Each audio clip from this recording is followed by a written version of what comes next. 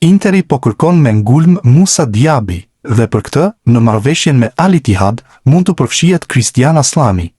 Zikaltërit duan ta largojnë menjëherë mes fushorin e kombëtares shqiptare. Nuk do të jetë e lehtë, duke qenë se për Aslanin janë investuar rreth 15 milionë euro. Sa i përket Diaby, operacioni mund të shkojë drejt konkretizimit nëse përfshihet një lojtar ose francezi pranon urjen e pagës.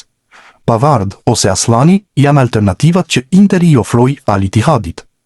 Diaby është 27 vjeç dhe do të kontribuonte në krahun e djathtë të sulmit, dhe jo vetëm. Bayer Leverkusen mbetet po ashtu në garë për shërbimet e tij. Christian Shpendi pritet të vazhdojë aventurën me Cezenën dhe të jetë pika kryesore e sulmit për sezonin e ri. Pavarësisht interesimit të vazhdueshëm që ka shoqëruar emrin e tij gjatë periudhave të fundit, klubi italian nuk ka marrë deri tani asnjë ofertë konkrete që do ta binte për një transferim të sulmuesit shqiptar. Sipas mediave italiane, nëse nuk vjen një propozim i jashtëzakonshëm, Shpendi do të mbetet pjesë e skuadrës bardhëzi dhe do të udhëheqë repartin ofensiv. Drejtuesit e klubit kanë nisur kontaktet me përfaqësuesit e tij, Fali Ramadanin dhe Romualdo Corvinon, për të rishikuar kontratën aktuale dhe për të shpërndarë më mirë kushtet financiare të marrëveshjes, e cila skadon më 30 qershor 2028. Sulmuesi shqiptar shihet si një nga pikat më të forta të projektit të ri të Cezenës, që po ndërton një skuadër të re në drejtimin e drejtorit sportiv Andrea Mancini dhe trajnerit Alessandro Diamanti. Pas një sezoni me vështirësi, klubi synon të nisë një cikël të ri dhe Shpendi konsiderohet një nga lojtarët mbi të cilët do të mbështetet ky projekt. Në repartin ofensiv, pas Shpendit është afruar De Benedetti, ndërsa në krahun e majt pritet të luajnë Fiori dhe Caprimi. Pika që mbetet ende për të zgjidhur është krahu i djathtë i sulmit, ku Cezena kërkon një lojtar më të konsoliduar për t'i dhënë më shumë cilësi skemës 4-3-3 të Diamantit. Me një buxhet më të kufizuar se sezonin e kaluar, drejtuesit po punojnë me kujdes në merkato, ndërsa disa lojtar pritet të largohen. Megjithatë, vendimi për Shpendin është i qartë. Ai mbetet një nga shtyllat e skuadrës dhe një nga imrat kryesor të projektit të ri të Cezenës. E ardhmja e Fisnik Aslanit do të jetë në Bundesligë.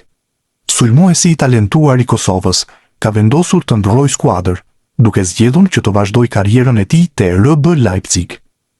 Por sulmuesin që kishte shkëlqyer te Hoffenheim ka pasur interesim të vazhdueshëm nga klube të ndryshme, si Borussia Dortmund apo edhe Barcelona. Por në fund, ai ka pranuar ofertën e Leipzig, që ishte gati të kënaqte edhe kërkesat financiare të klubit të tij aktual. Leipzig do të shes Jan Diomande te Real Madrid për 115 milionë euro, ndaj ka pranuar kërkesën prej 25 milionë eurosh që i është bërë për kartonin e Aslanit.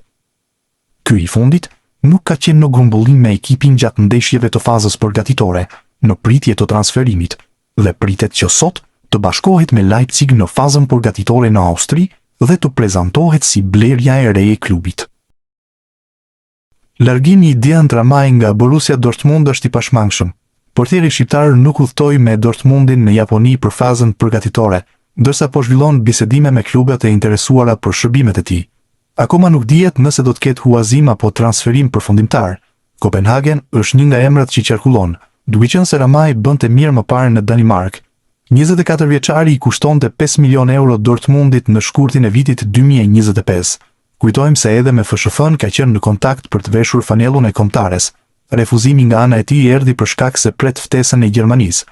Deri tani nuk është konsideruar alternativë. Transferimi i Mohamed Salah në radhët e Trabzonsporit është padyshim një nga lëvizjet më të bujshme të viteve të fundit në kampionatin turk.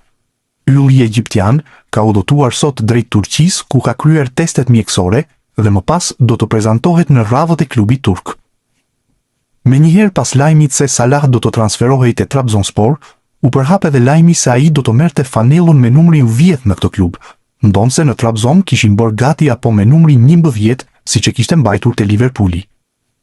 Mediat turke kanë sqaruar se sapo Salah ka bërë kërkesën për të marrë numrin 10, siç e mbante te përfaqësuesja e Egjiptit, Muçi, i cili zotëronte këtë numër, ka pranuar menjëherë të lëshojë ato fanellë në shenjë respekti. Një gjest që është vlerësuar edhe në rrjetet sociale nga tifozët, të cilët kanë falenderuar futbollistin shqiptar për këtë veprim, duke kujtuar se në klube të tjera shpesh kishte edhe sherrë për numra fanellash. Njëkohësisht, Klubi Trabzonspor është vënë në lëvizje për të ndihmuar tifozët, të cilët kishin blerë dhe stampuar fanellat me numrin 11 të Salah. Trabzonspori ka bërë të qartë se do të ndërrojë falas nimrat në fanellë, por të gjithë tifozët që do të rivendosnin numrin 10.